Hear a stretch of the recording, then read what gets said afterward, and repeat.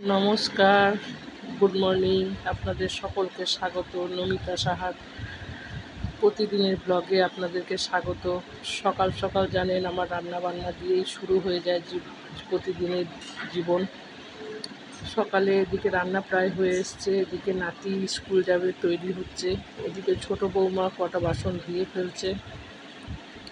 বাসন কটা ধুয়ে এদিকে ছোট বৌমা মোবাইল নিয়ে মোবাইল ঘাঁটতে বসেছে, ওদিকে ছোট ছেলে বসে আছে, সব ওরা কাজে যাবে। আমার রান্নাবান্না তো সকালবেলায় হয়েই যায়। এরপরে টুকটাক কাজ বৌমারা যে যার নিজের কাজ নিজে নিজে করতে থাকে। এদিকে বড় নাতি স্কুলে চলে গেল, আমার বড় ছেলে নিয়ে যাচ্ছে। আর আমাদের এই রাস্তা দেখুন, এই রাস্তা দিয়ে আমাদের পারাপার করতে হয়। ওদিকে বড় বৌমার আজকে ঘর মোছার পালা পড়েছে, আজকে বড় বৌমা ঘর মুছছে। হ্যাঁ, আমার বড় বৌমা ছোট বৌমার মধ্যে কি আমি কাজের সব ভাগ করে দিয়েছি। বাসন মাজা, ঘর মোছা, রাতের রান্না এগুলো ভাগ করে দিয়েছি। আর এর মধ্যে আমি যতটা পারি এবার সকালের রান্নাটা করে নিই। এদিকে সব কাজ সেরে বড় বৌমা খেতে বসেছে, খাওয়া দাওয়া করে এবার যাবে নাতিকে স্কুল থেকে আনতে। এদিকে আমার এখানে একটু ছোট একটু কাজ ছিল, মিস্ত্রি লাগিয়েছি।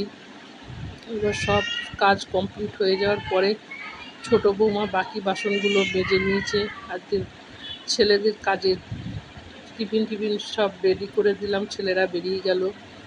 এরপরে আমি একটু চা নিয়ে বসেছি ছোটো নাতিকে নিয়ে। ছোটো নাতি আমার হাতে মোবাইল দেখে, মোবাইলটা তো নেবেই, সে মানে নিয়েই ছাড়বে, সে এমন করছে, কিন্তু আমি তো দিচ্ছি না।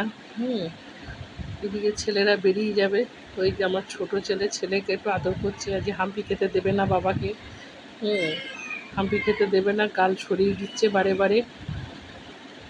আপনাদের যদি আমার ব্লগ ভালো লাগে আপনারা প্লিজ লাইক, শেয়ার ও সাবস্ক্রাইব করে দেবেন। এদিকে বড় বৌমা একবার ঘর মুছলো, ফের কাদা কাদা হয়ে গেছে, ছেলেরা বেরিয়ে গেছে, ফের আবার একটু মুছে নিল। এদিকে ছোট বৌমা নিজের কাচা ধোয়া কমপ্লিট করে নিচ্ছে। কাচা ধোয়া কমপ্লিট করার পরে এবারে স্নানে যাবে। এদিকে নিজের নাতি যে আমার কাছে বসে আছে, নাতিকে নিয়ে আমি বসে আছি। ও দাদাকে দেখলে মানে পাগলের মতন সে করতে থাকবে, সে কি বলবো, মানে ওরই যেন সব কিছু। এবার জোর একটু ঘুম এসে গেছে, একটু ঘুম পাড়িয়ে দিচ্ছি। যাই হোক, একটু ঘুমাবে। ওর মা ততক্ষণে স্নান করে নেবে। স্নান করে নিয়ে এবারে ওর মা ছেলেকে এবার তারপর তৈরি করবে, আমি যাব তারপরে আমার নিজের কাজে। আমাদের কাজকর্ম কমপ্লিট। বড় নাতি স্কুল থেকে চলে এসছে, এই যে বড় বৌমার কাছে ছোট নাতি আদর খাচ্ছে, জেম্মার কাছে আদর খায়। জেম্মার সাথে কথা, মানে সে কথা আর শেষ হয় না, যেন সব কথা ওর মনের সব কথা ওর জেম্মাই যেন। জেম্মাকে দেখলে অনেক গল্প, অনেক কথা সে আপনাদেরকে শোনানো হবে একদিন। আর এইবার এইরও শুয়ে ওর জেম্মার আদর খাবে, জেম্মার সাথেই করবে আমার ছোটো নাতিকে। আপনারা সকলেই আশীর্বাদ করবেন, দুই নাতিকেই আশীর্বাদ করবেন, সকলেই যেন ওরা ভালো থাকে। দেখুন আবার একটু জেম্মার সাথে গল্প করে নিচ্ছে।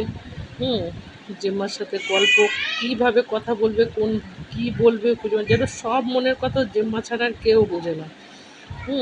ওর মানে এত, মানে ওর জেম্মার প্রতি ওর এতটাই ইসে।